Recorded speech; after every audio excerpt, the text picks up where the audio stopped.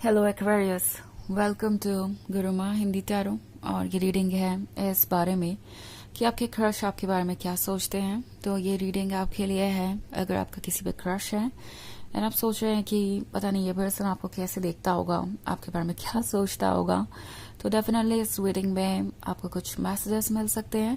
तो चलिए स्टार्ट करते हैं और देखते हैं क्या मैसेजेस है आपके लिए। Messages for Aquarius.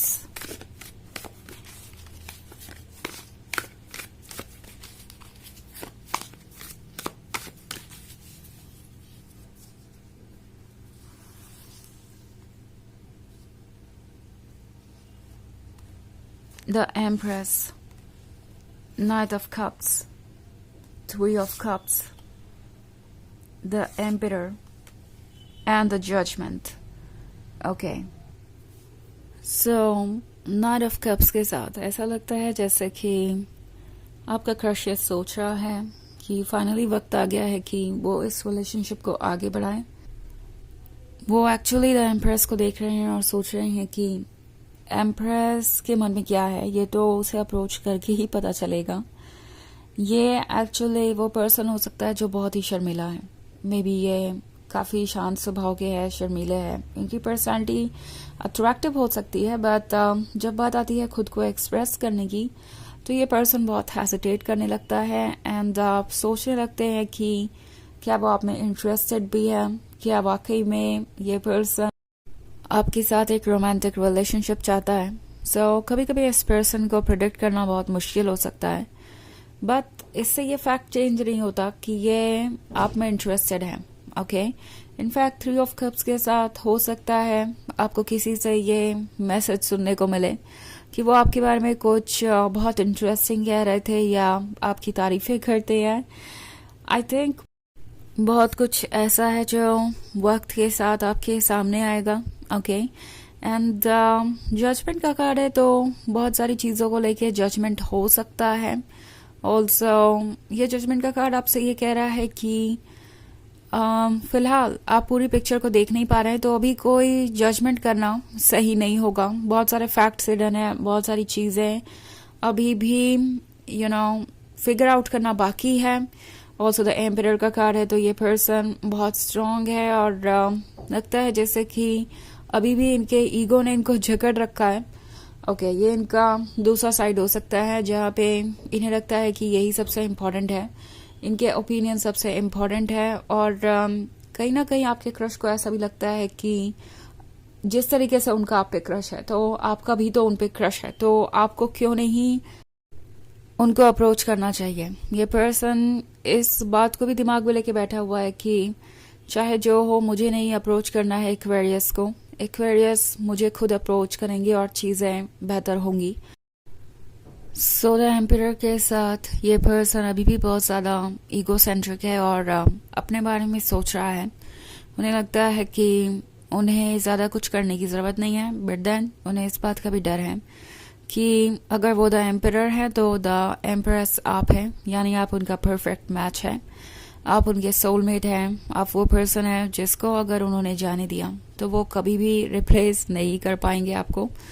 तो कहीं ना कहीं इस पर्सन को पता है कि अगर वो स्टेप नहीं लेते हैं, कुछ नहीं कहते हैं, तो सिचुएशन चेंज भी हो सकती है। ऐसा नहीं है कि आप जिंदगी भर उनका इंतजार कर सकते हैं या करेंगे।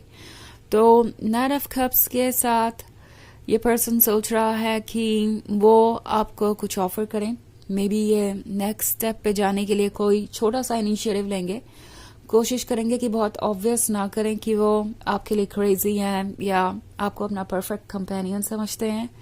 कोशिश करेंगे कि जितने कम एफर्ट से बात बन सके और आप दोनों के बीच में किसी तरीके का कनेक्शन बना रहे।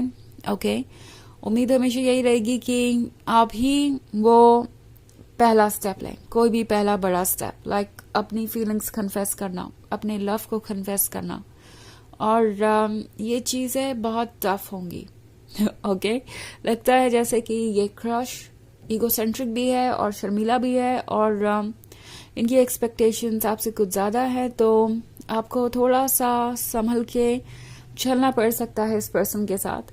द एम्प्रेस है, द एम्पियर है, तो ऑब्वियसली आपका क्रश भी आपका क्रश इसलिए है क्योंकि वो आपके लिए परफेक्ट है।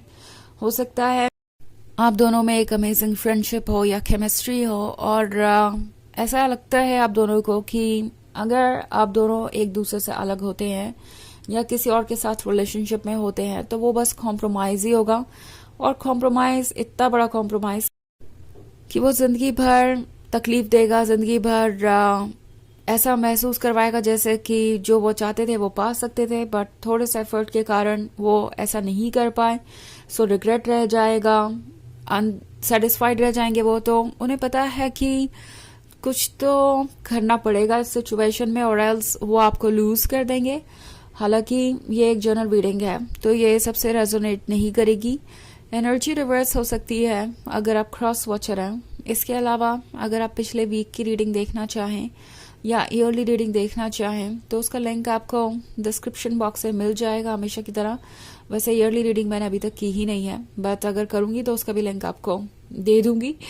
तो चलिए आगे बढ़ते हैं और देखते हैं क्या मैसेजेस हैं आपके लिए Aquarius.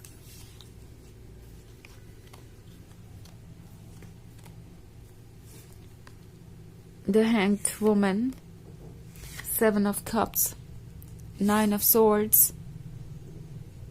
the Hermit, and the Devil.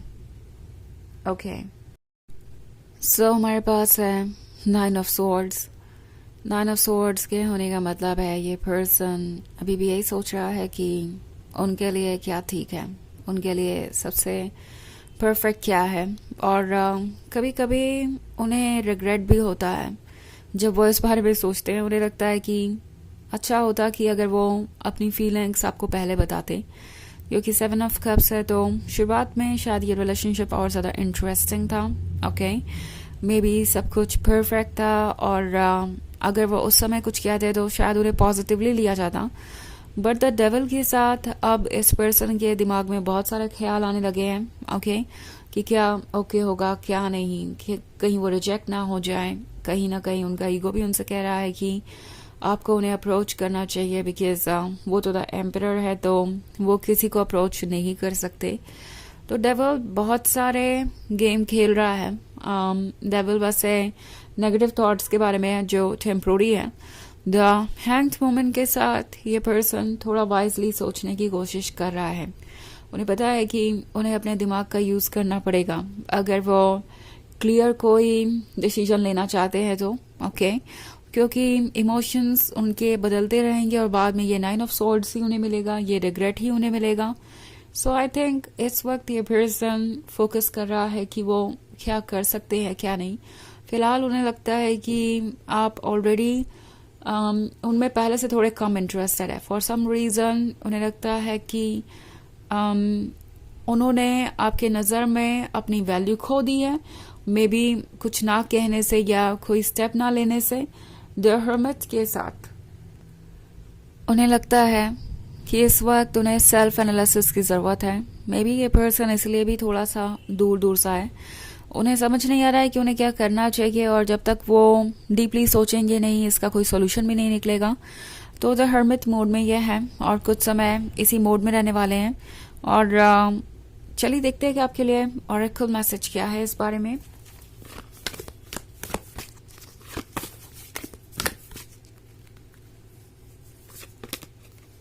The Shekinah, sacred self, unleash your spirit, express your gifts, dance to the sacred rhythm of life.